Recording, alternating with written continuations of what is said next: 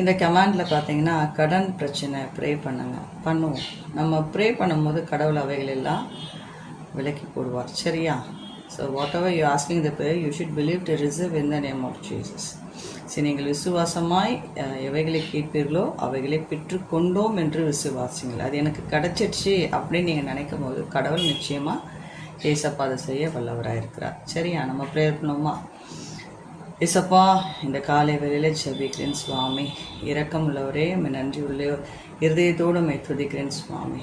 இந்த கமெண்டில் கடன் பிரச்சனையில் நான் எவ்வளோ கஷ்டப்படுறேன்ற வார்த்தையை நாங்கள் காணும் பொழுது என் தேவன் தாமே எஸ் சுவாமி அவர் என்ன சூழ்நிலையில் இருக்கிறார் என்பதை நீர் அறிந்திருக்கிற தகப்பனே.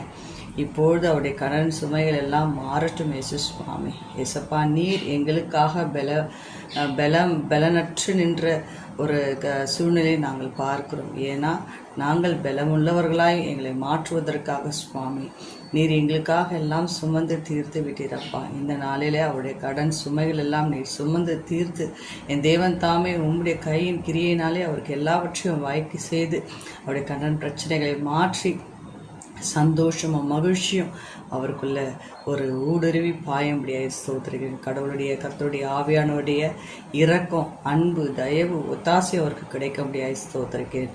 மீண்டுமாய் அவர் எனக்கு கமெண்ட் பண்ணும்பொழுது எனக்கு இந்த சூழ்நிலை எல்லாம் மாறிடுச்சுன்னு சொல்கிற அளவுக்கு அவருடைய பண தேவைகள் எல்லாவற்றையும் என் தேவன் சந்திக்க முடியாது ஸ்தோத்திரிக்கிறேன்.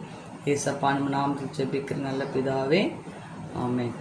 கவலைப்படாதீங்க, கர்த்தர் நிச்சயமே அதை மாற்ற வல்லவராக இருக்கிறார். God bless you.